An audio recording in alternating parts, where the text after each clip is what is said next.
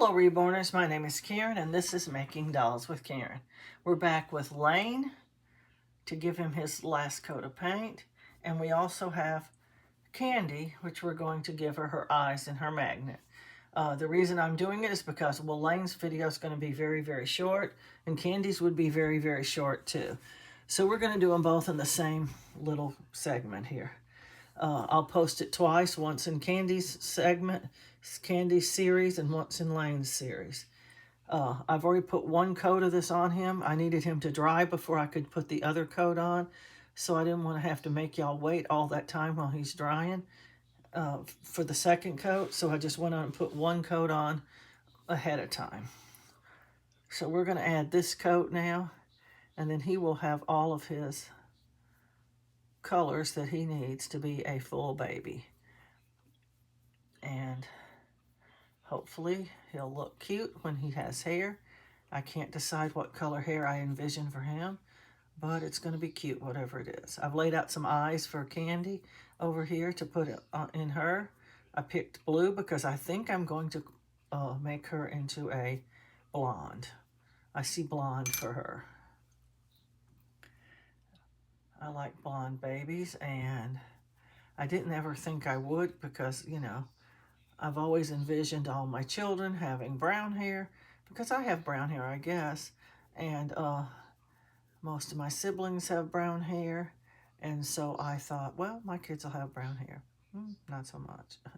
One was a blonde and one was a redhead. And my blonde boy turned into a brown-headed boy, but not until he was 12 about. By the time he was 12, he was brown-headed. His hair just got darker and darker every year.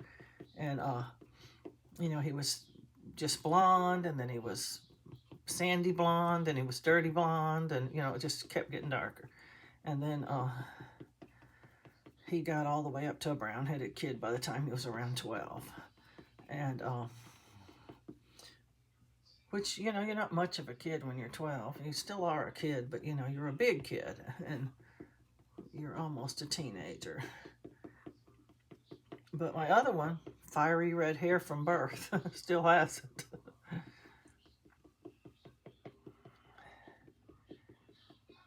It turns a little blonde if he's out in the sun a lot, and he works outside, so.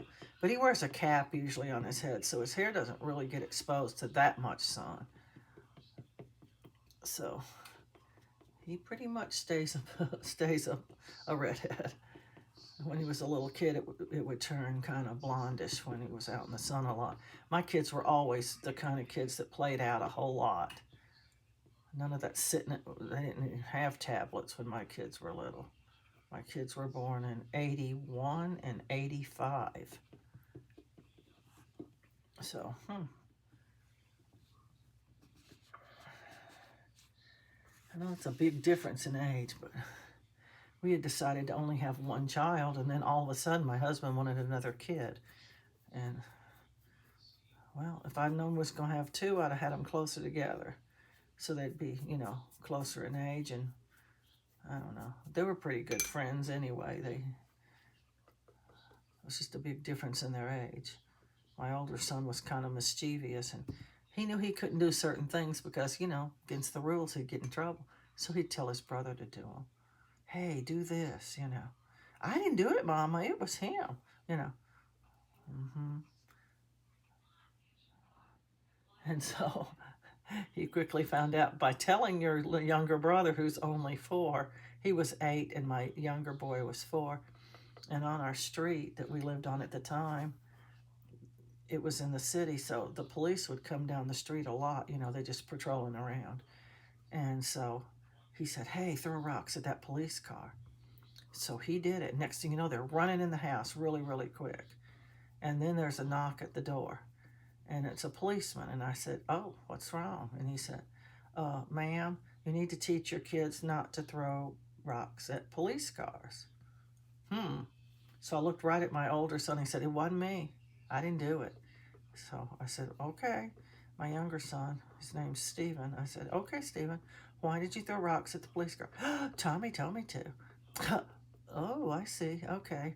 Y'all go to your room. We'll talk about it in a minute. So I, talked to the policeman and apologized and all that stuff and told him, I guarantee you they're going to get a serious punishment for this. And I said, we are law-abiding citizens, and I do not go for that. And so after he left, the policeman, I called my kids out of their room. And I said, okay, come in here and let's talk about it. And I explained to my 4-year-old son why it was wrong to throw rocks at a police car. But here's the thing, because he was so much younger than his brother, when they went out to play, he was supposed to mind his brother no matter what he told him to do.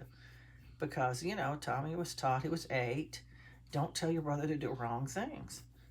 He has to listen to you because he could get himself into, serious danger if he doesn't. And you need to tell him proper things. And, okay, Mama, that sounds good. I can do that. And then he told him to throw rocks at a police car. So I said, guess what? He's not getting any punishment. He's just going to get talked to about what he did wrong and make him understand you can't do that anymore. And you are getting the punishment. Oh, that's not fair. That's not fair. I didn't do anything wrong. I said, you are so wrong. You told your little brother, who doesn't even know any better, to throw rocks at a police car. And he's been instructed to listen to whatever you say. And now you're trying to tell me that that's not wrong? But I didn't throw rocks. I said, okay, you're not getting punished for throwing rocks. You're getting punished for telling your brother to do something wrong. And because he's been told to listen to you, he would be in trouble if he hadn't have done it, I guess. I don't know. I told him, I said, whatever Tommy tells you to do, you do it. And if he tells you something wrong, I guarantee you he's going to get a bad punishment. So he got a whipping, and he had to stay in his room the rest of the day. And he thought, oh, I was just the terriblest mama in the whole wide world. I said, you need to respect. And he grew up to be a cop. I couldn't even believe it. So now he understands. Of course, he's 43. So he understands, you don't throw rocks at a police car. You better at 43, because if you don't understand it by then, you're never going to.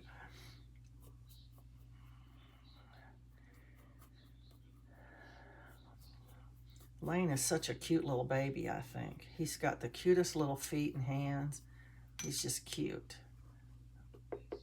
And I've never made a Lane before. I thought he wouldn't be cute because, like I said, not all photographs that they take of their kits are flattering. Some of them are kind of funny looking. And I always thought Lane would be a funny looking baby. But they were having all these sales on these little artist kits. And so I snatched up some of them because they were cheap. And, well, okay, I like him now. They had them $69, I believe, $69.99 or something like that. And they had put a note up, these will not be discounted. Okay, I won't be buying them, is what I was thinking. That's too much for an artist kit, I think. And so I just let them ride. And then after a while, next thing you know, they're putting them up on sale. They're wanting to get rid of them now, I think. They didn't go over as well as they thought they would. And so, okay, now they're on sale. And sometimes they're on a big sale. And that's when I snatch up some of them, when they're on a big sale, like $19 or something like that. They're running out of kits. I don't know when they're going to restock their kits. I was hoping before I could have time enough to make a few before Christmas that they'd restock, but what they're doing is now they're putting one kit on a really, really, really steep discount, like it'll be $16 or $17. And then they'll put 20 or 30 kits on half price. And they're just, all they're doing is going to run out of all their kits. And I don't know, maybe they're trying to. Maybe they're going to close down or something. They haven't announced it. I don't know. People would be snatching up their kits a lot more if they'd announce it, if they were. Because I just don't know where I'd get my kits after if Bountiful Baby closed. Because other people's kits are just highly too much to me. Some of the companies only give you a head for that price, whatever price they have on it. And then you have to buy some generic legs that they have like 2 or 3 different styles of legs that go with, like these are for 18-inch dolls, these are for 20-inch dolls, like that. And you just pick the legs you want. Arms, well, arms and legs. I should say limbs instead of just legs. But I don't know. I don't like buying them that way. And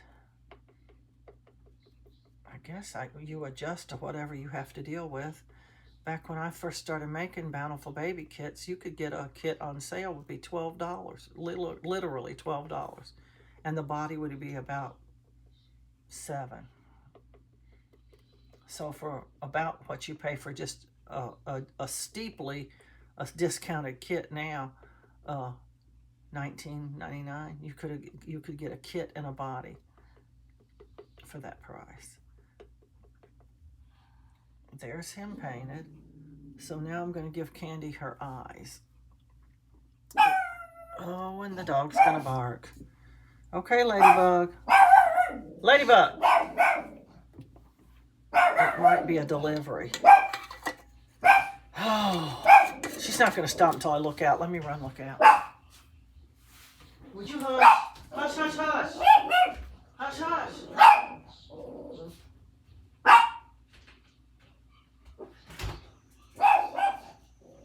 See, nobody's out there. Come on. Come on, get back in there.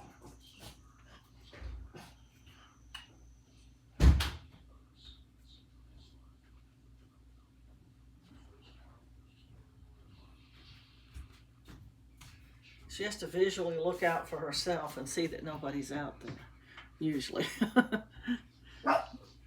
Oh, she's going to keep on barking. Sometimes it's the neighbor coming home, and by the time I get to the door, they're already inside. But she heard them. Okay, now we're going to give Candy her eyes and her magnet. I got to unstuff the head for these eyes. Good thing I put... it's not really a good thing that I put polyfill in there.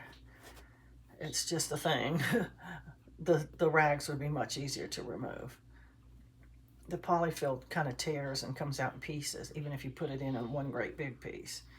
But the rags, of course, come out one rag at a time. This is what I got those great big hemostats for. To get, see, it's just breaking because it's so far up in the head. By the time you pull it down to the hole, it's tearing. Reach way in there to get it.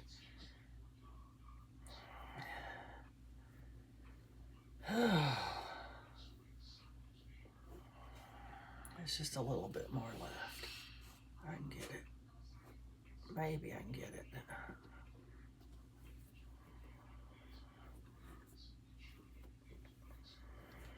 If you can just get part of it by the hole, you can reach up in there and usually get the rest of it. It doesn't hurt if you squish the head. We're going to have to squish it anyway to put the eyes in. Well, I can't get the rest of it. I'm going to have to get the hemostats to pull it out. Oh, crap. My lights are falling, and I'm trying to keep them propped up here until my son can get over here and put them back up for me. Something about the way he put the screws up or something. They're just not holding.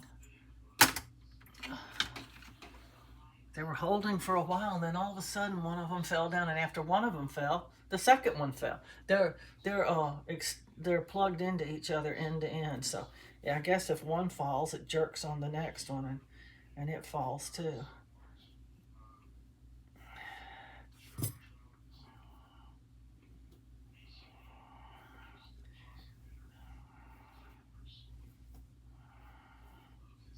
I know this seems like a lot, but it's really not that much.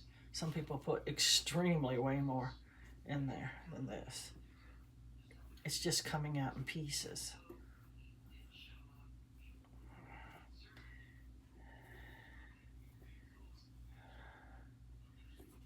Oh, crap. It's just scraggly pieces now.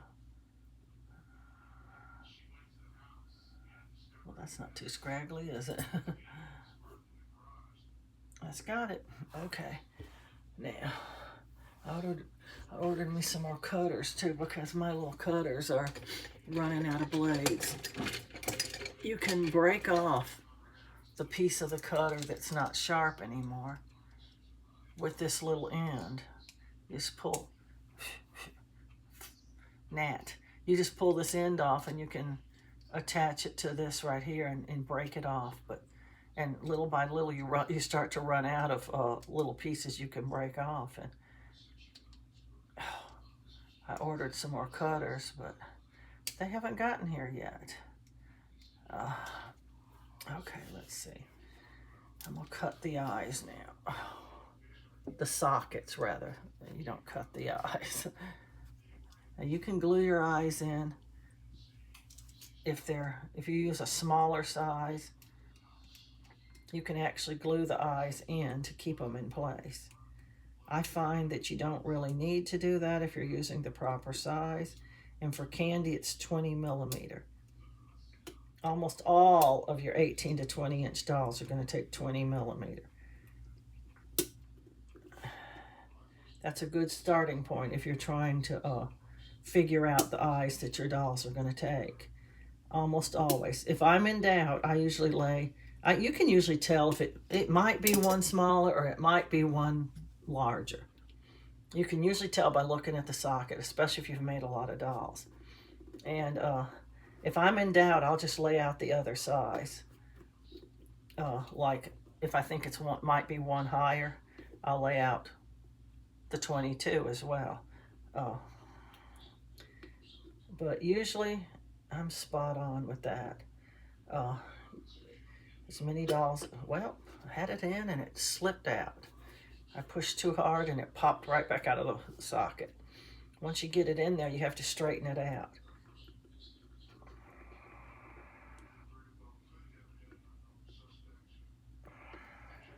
You don't usually have to worry about anything rubbing on your doll when you're doing this.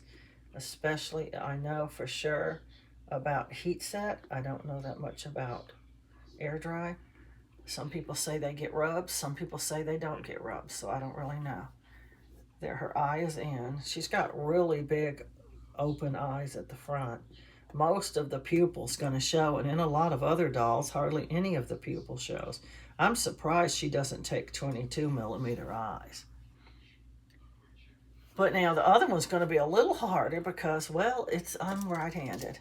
And there's only really one way you can hold this head to get the eyes in the socket. And so you got to be careful on this side. Now, if you're left-handed, it's the other side that you got to be careful on. It's awkward because I'm right-handed. And one of the things that could happen is I could accidentally cut part of her face. And another thing that can happen is you don't cut deep enough. You cut too superficially and you don't get an open enough socket. And then because it's on the awkward side, it's just harder to position the eye to begin with. So we have to just do it the best we can. Once you get the socket open, the eye's not that hard usually to slip in there. And there we have it, 2 eyes. You want to try to make them, some people put side eyes, they make the eyes slanting. Some people make them a little cross-eyed. But I like to put them even in the middle like that. Now I'm going to get her a pacifier out and we're going to install that. Oh. Let's see. I can't see in this basket. I want a girly looking pacifier. I don't want a boyish one. And you want one that's going to fit their face pretty good. Now Candy has a little problem with a pacifier. It's going to be a little hard to install her pacifier because her mouth is so open. That makes a big bump inside of her head. And when you put the pacifier in, it wants to be above or below the bump instead of right on the bump. And that causes the pacifier to be too close to her nose or too close to her chin usually. So that's a problem. So you have to be very careful installing your pacifier magnet to make sure that it's going to sit pretty much right on top of the bump. And that's hard to do. get one of these off. Oh, these magnets stick together so hard. They are super strong.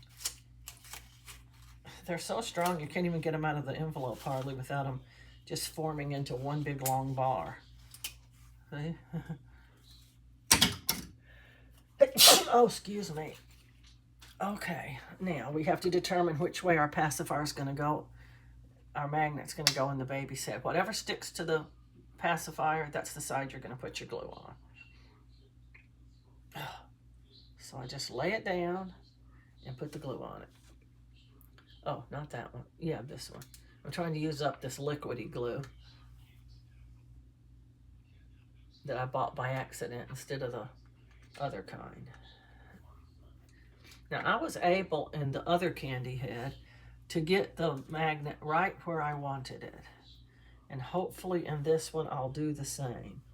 I'm going to try my best. It's very, very hard. Yeah, see, it's above the bump, which is going to make her, it looks like her pacifier is sitting in the exact right place. So I'm going to leave it. I just like where it's at. So her eyes are done. Now the eyes can move around.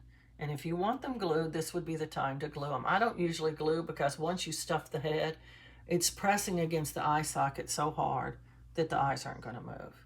Now, if somebody just took a pencil or something and poked them out, it might move then, but that's on them if they do something that weird. Anyway, I'm going to restuff her head because when I root, I like the head to be stuffed so it doesn't sink in when you're rooting it. I don't like pressing on the head and it doing that. It just makes it harder and you break more needles. So we're going to do it this way. I'm going to restuff her. I may stuff her a little bit extra because I want the head to not sink in. Now, when I was just making her, all I needed was for the heat to not warp her head. So she just needed just enough in there to be something to push back on the vinyl a little bit. And that's kind of what we're looking for in rooting too. We just want something to keep the vinyl from pushing in too much when we're sticking the needle in her head.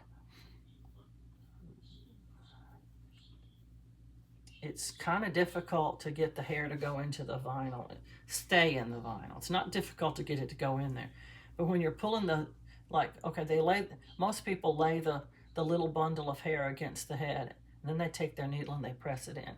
And then when they're pulling the bundle away, a lot of times the hair that you just pressed in will come back out of the head. And that's one of the difficulties of rooting a doll. And so anything that obstructs your doll's rooting process is going to make it much harder for you to root. That's why I say when you're first a beginner on rooting, your number one goal should be to get hair in the head. Who cares how many goes in each hole if you can't even get hair in the head? It doesn't make any difference. So that's why I had so many practice dolls, because I was practicing my hair rooting techniques. I needed to learn a lot of things about rooting hair. And the first thing I needed to do was be able to get the hair to stay in the head. Go in the head and stay in the head. And I was trying to use those needles that either have 1 barb or 3 barbs, and it just was not working out. It wouldn't go in the head or it wouldn't stay in the head. So I said, you know what? I broke just about every needle I bought, and I bought a bunch of needles too. I bet I broke at least 30 needles on the first doll I did. And but then after that, I'm testing the squishiness of her head. And where do I need to stuff some more of this? See how squishy her head is? But you don't root on the forehead, so that's not going to matter, just up here. Anyway, I bet I broke 30 needles on the first doll. And after that, it got a little bit better. It was a little bit easier. Every time you root a doll, it's a little bit easier and a little bit easier and a little bit easier. But still, all in all, it's pretty hard to do. And I needed to be able to get hair into the doll's head and have it stay. So I got needles that had more barbs on them. the more barbs, the better you're going to get hair in the head. And it looked very pluggy, and it was very sloppy and very ugly. And the first doll I rooted was horrible. I think I donated it because it was so horrible. But anyway, the second doll I did was actually better. It took me 15 hours to root the first doll. I got up early that morning, and my hands were hurting so bad by the time I got finished because it was just taking me so long, poking the doll so many times. I was afraid I was going to sever her head, make a big hole in her head and sever it open or something. And it just looked horrible, horrible, horrible. And so I said, you know what? Expert rooters who've been rooting for years and years and years, Mike can use a 43 gauge needle, but I cannot. I went to a 40 gauge needle, and I started getting hairs in the head a little bit better. And it had a few extra barbs on it. I think it had 6. And then after that, I started learning to, now that I'm getting hairs in the head, I started trying to learn to root directionally. And by that, I mean, in the front, you want the hair to come forward, so you have to push it in this way. In the back, you want the hair to come lay down this way, so you have to push it in this way. And then also, you want the hairs to like go to the sides, on the sides. And you have to root in the direction you want the hair to go. And that was another skill I had to learn. So I had quite a number of practice dolls.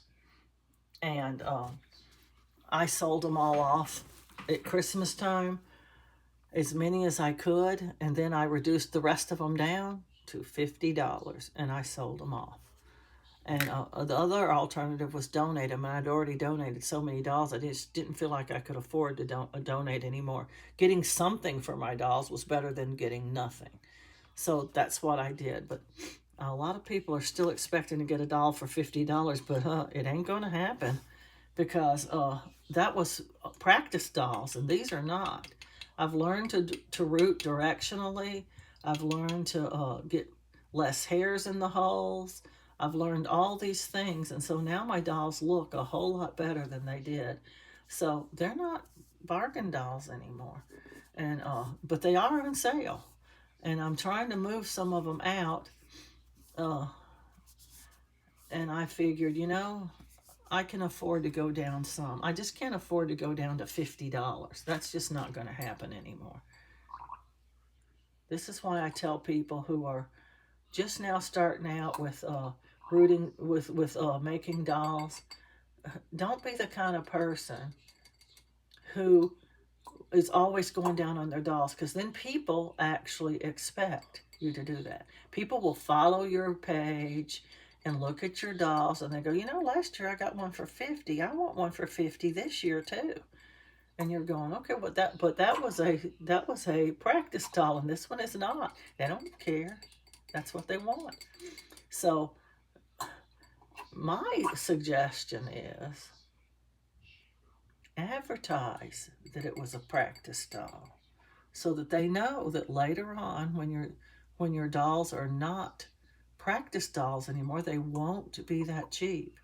And donate the ones that you're really going to go super cheap on instead, because that way people don't ever see that really, really, really cheap price that you're trying to get for the doll. It's just, or sell it on a different format or something than what you normally sell your dolls on.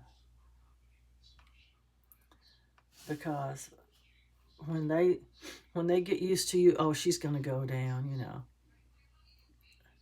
oh, then they're going to expect you to go down next time too. So set your price realistically for what you think your doll is worth, and just sell it for that.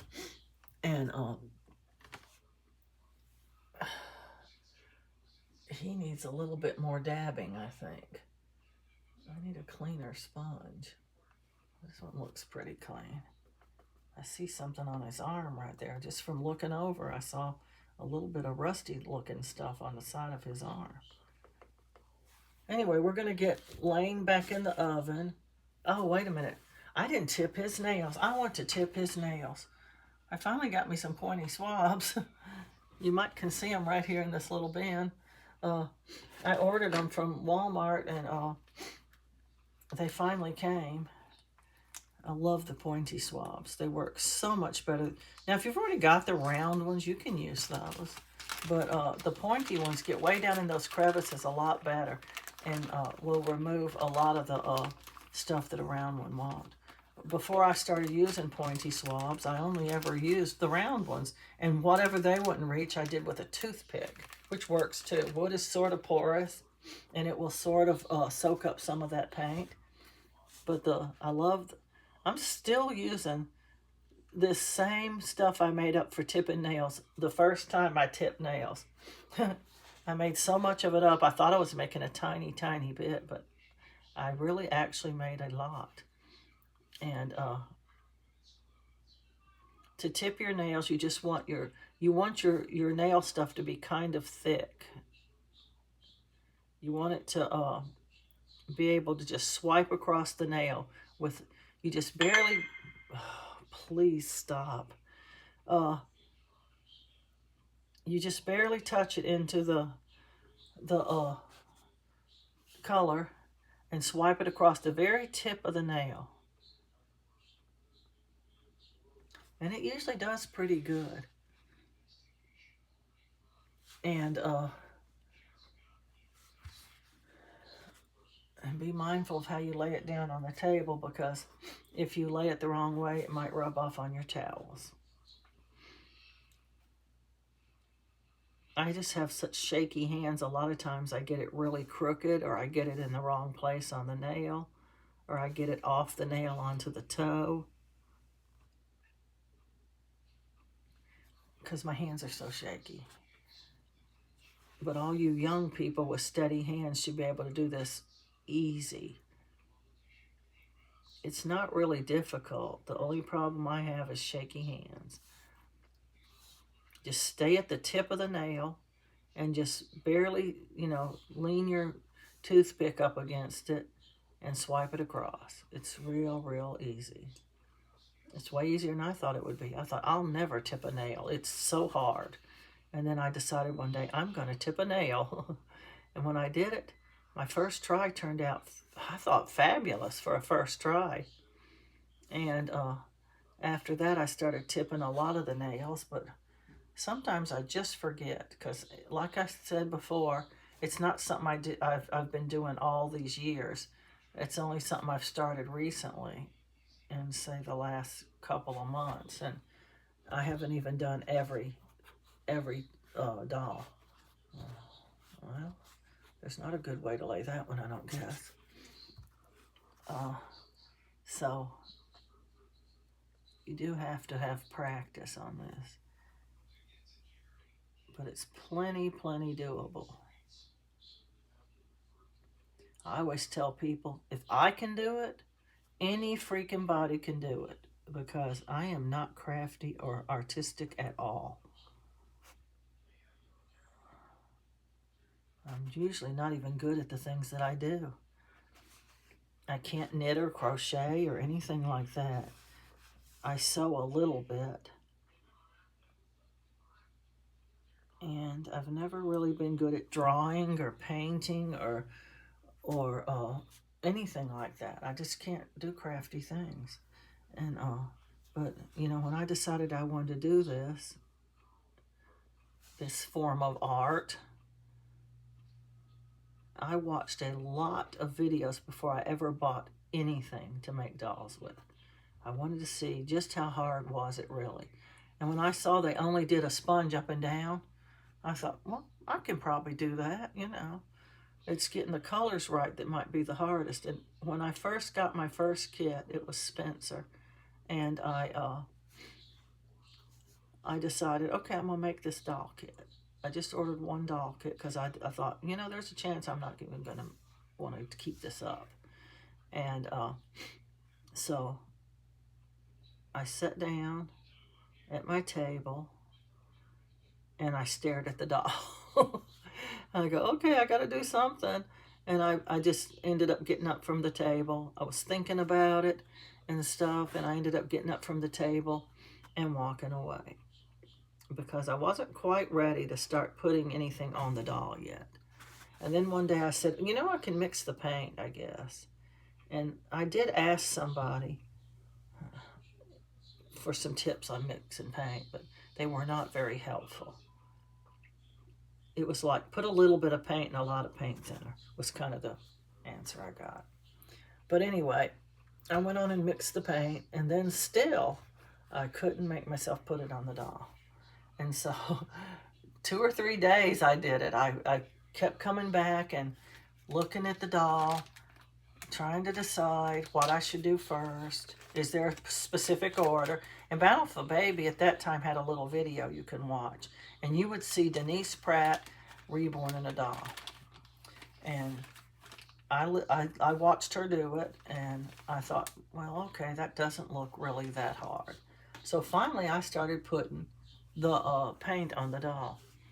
And the doll didn't look all that bad when I got finished. It was just kind of plain. I didn't give it any veins or any modeling or any, you know, anything special like that. And I was trying to use really watery paint to put the nail and lip color on. And, you know, he just didn't turn out super good, but he wasn't super bad either. I don't really know how to put it. Just plain. He was okay painted, but he was real plain.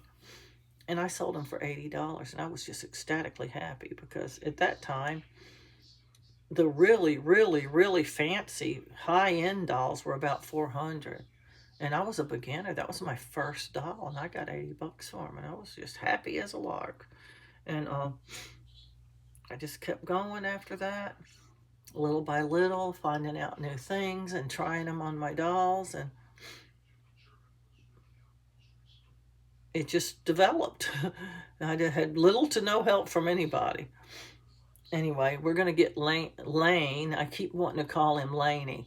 Lane in the oven and get him for his last bake. And when he comes out, he'll be ready for hair as well. Candy's ready for hair now. And I can take her pacifier off. Her magnet's dry by now. Just stick them up here. And then I know one of those is going to fit the doll I just made, you know. Anyway, we're going to get him in the oven and get him baked. And next we come back, it'll be to do one of these dolls I have over here at the sides. They're not even sealed yet or even cleaned. I have to clean them first and then seal them. So I'm going to do that today, I think. And then tomorrow I'll start. You have to bake the sealer 2 times, but it needs to be kind of dry. Maybe this evening, kind of late, I could start baking them. I have Caspian, Frankie, Emmy, newborn, and another doll named Emma. So I have Emma and Emmy. And then I have Frankie and Caspian. And I'm going to reborn those 4 next. I'm trying to do dolls I don't already have one up of. So I'm trying to get up to 100 dolls before Christmas. I'm up to 73, I think. So I got 30 more to go, about 27 more to go. But I don't know if I'll make it, but I'll get close. I want to sell 100, so I need to have 100. You can't sell what you don't have. But anyway, I'm going to ask everybody to please like, subscribe, and share, and happy reborning.